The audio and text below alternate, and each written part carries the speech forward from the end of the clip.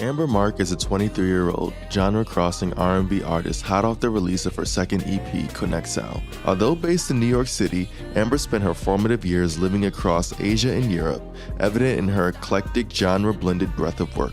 Thanks to being the solo writer and producer on her projects, Amber can draw from her wide knowledge of styles to prove herself to be one of the most unique artists in the game.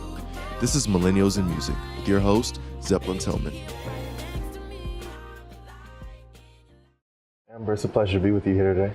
Thank you for having me. All right, I know that it's a super exciting time. The project just dropped. Yes. Today is the first date of the tour. Yes.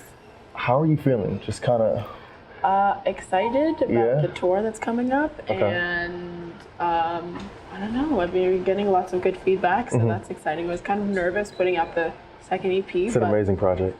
Thank you. Yeah. But yeah, I don't know, it's been really exciting. Everything's been good news so far, so absolutely. Day one, we'll see how the show goes. Yeah, a lot of practice going on. Yeah, so we've been doing a lot of practice last week, and you know, kind of updating the songs that we've been performing in the past. Okay.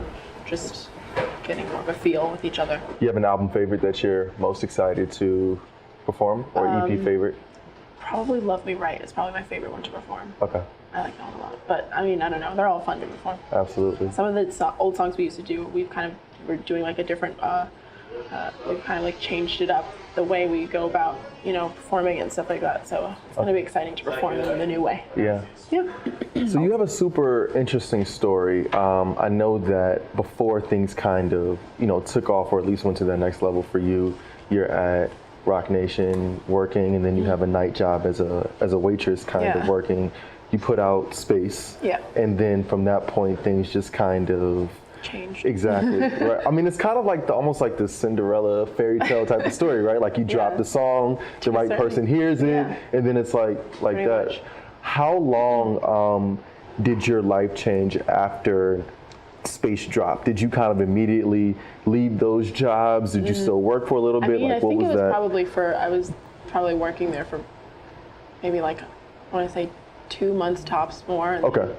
And then I quit my waitressing job, and then I quit Roc Nation. Gotcha. And I don't know, it kind of happened pretty quickly. Yeah. You know, I put out a Space on like February 6th, I think, or something like that. Wow. And 2016, and then I was, you know, a few weeks later, I was talking to potential managers. Absolutely. Like that, and okay. Kind of things, just one thing led to So you didn't have a manager at the time that the song dropped. So do you know how it kind of caught? Was there like any help from Roc Nation or connections you had made there or anything? No. Or, okay. I never told anyone there that I was doing music until I like left. Until the day I left, that's when I like spoke to, you know, Ty and stuff like that about it. But other than that, it was just through, I guess, I had gotten emails from a label and stuff like that, and then a licensing company, and I didn't really know how to go about you know, dealing with that. So I spoke to a friend who was studying entertainment law, and she referred me to her mentor,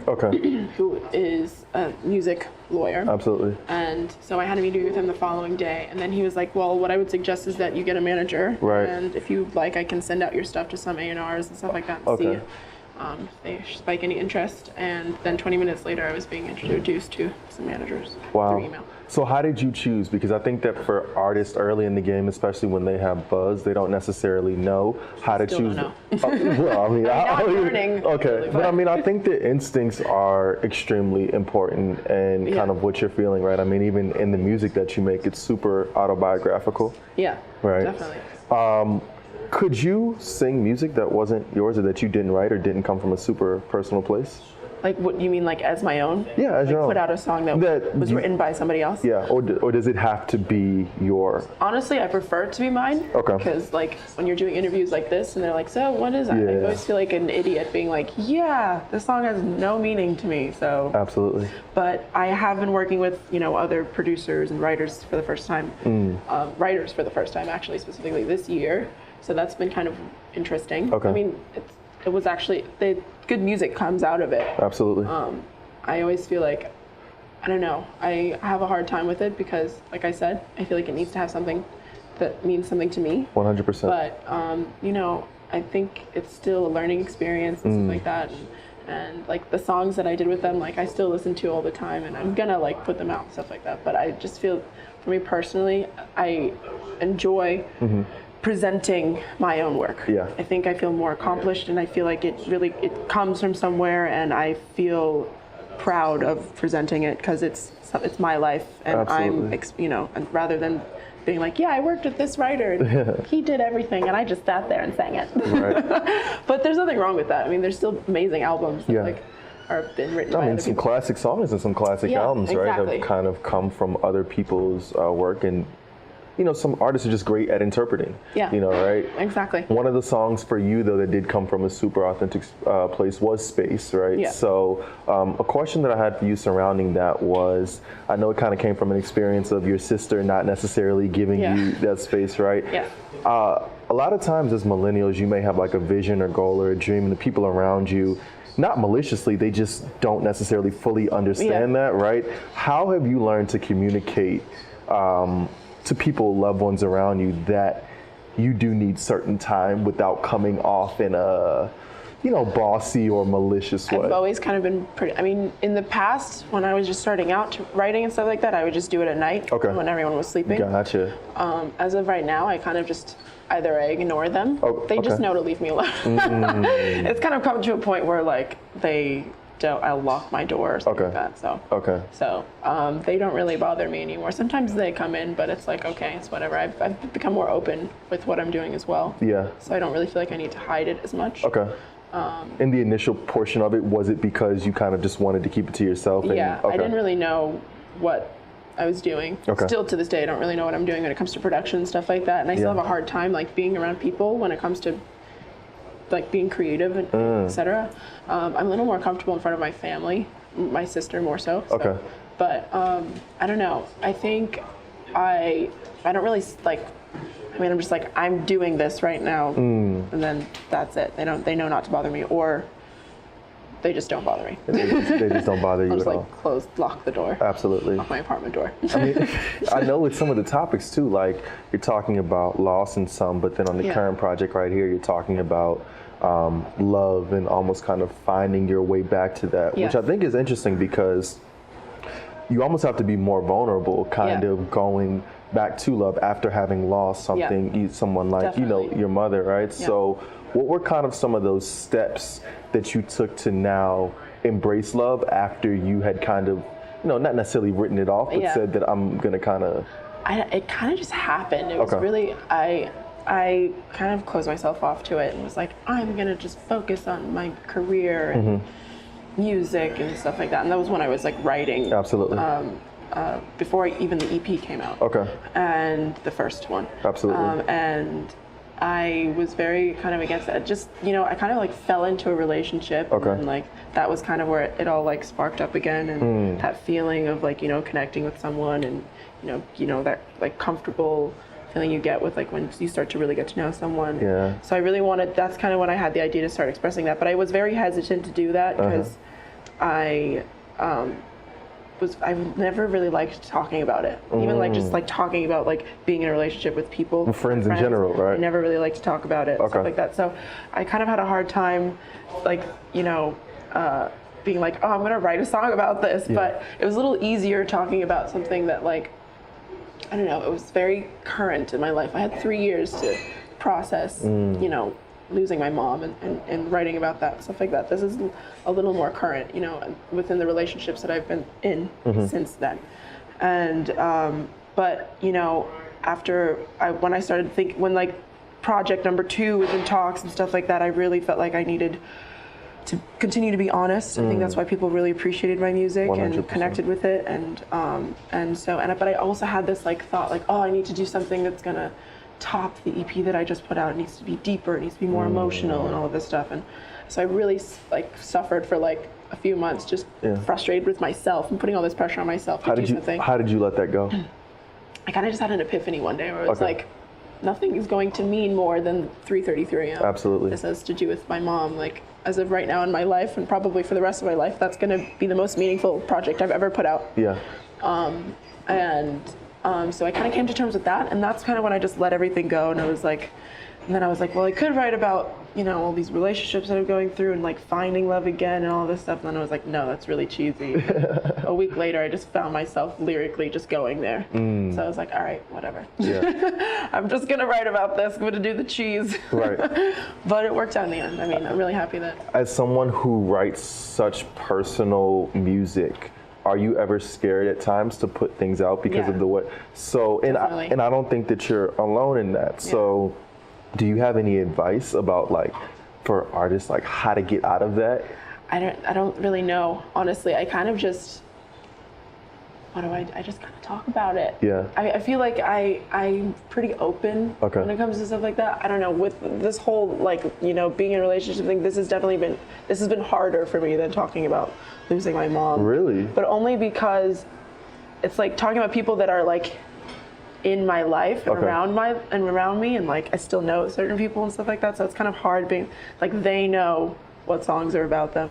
But on a like an emotional level, it was harder for me to, you know, do 333 and express that. But I think more so, you know, I've just always thought of being honest, and it's kind of just like you just have to, if you're an artist, that's what happens. So you have to just let go of other people's feelings when it comes to that. Like you just have to, like, you know, if you're gonna date me, I might just potentially Taylor Swift you. Is that a real conversation? Are you having that, or is it like kind of unspoken? It's unsaid. No, I mean, it's like I've always kind of said that to people, but I mean, like, I'm gonna be honest. Yeah.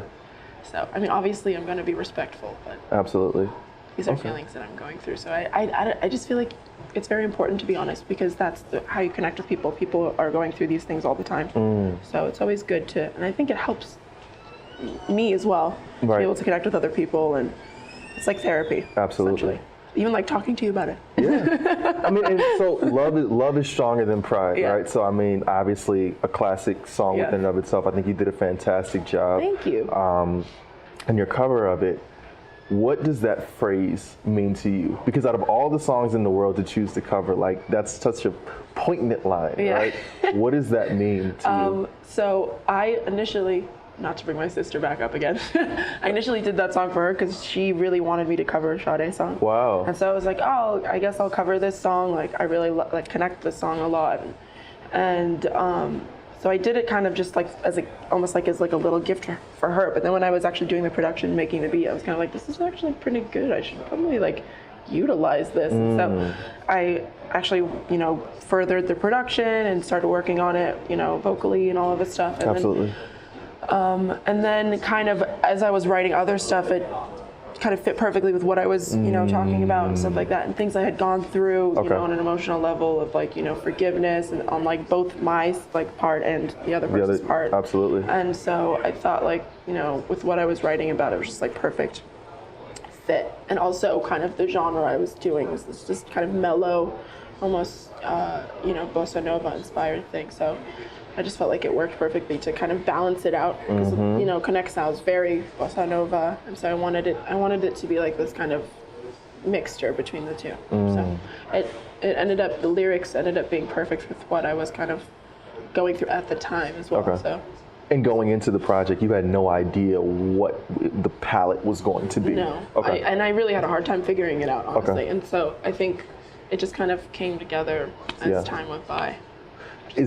Do you kind of think about that the same way as your career? So if somebody says 6 months, 12 months, 24 months, where do you want to be? Is it kind of the same thing? Like, just keep writing, keep doing what I'm doing, and kind of see what the universe opens up? I mean, I'm always thinking about like what to write next and where to go next and stuff like that. But I'm never like, I think my label is more thinking like that far in advance. Absolutely. I'm more so just like take it day by day. Day by day. But I mean, it's always good to think in advance. No, that's fair. But when it comes to writing, I've just kind of been just writing about what's going on in my life and what I'm experiencing, and just kind of, you know, once I get to a certain point where it gets closer to like when we're thinking about putting out something else, you know, then obviously if I feel like I'm not there yet, then we, you know, postpone. But I just started writing for the album, so that's been pretty interesting. Nice. Do you have a date, or do you have a timetable? I think we're thinking beginning of next year. 19. Love it. Okay. Holy cow. 2019. Yeah. Jesus.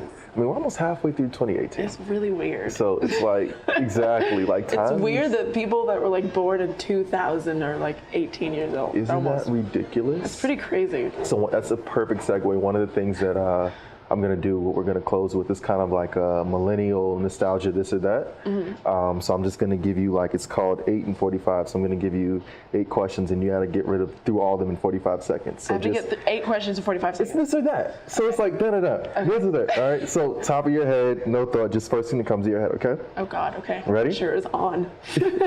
Super easy. Okay. All right, The Lion King or Toy Story? Lion King. Kids Bop or the Now series? I gotta go with the Now. Okay. Disney or Nickelodeon? Oh God, Disney. Brandy or Monica? Brandy. Ring Pops or Warheads? Ring Pops. Okay. He's like shaking his head. all that or Degrassi? All that.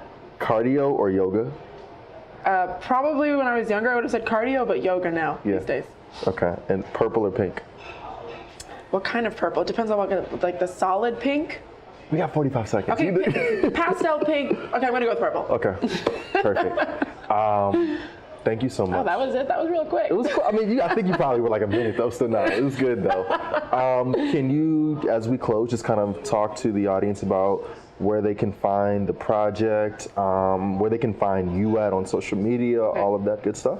Yes, I am most prominently on Instagram. Okay. So that's at Instagramber.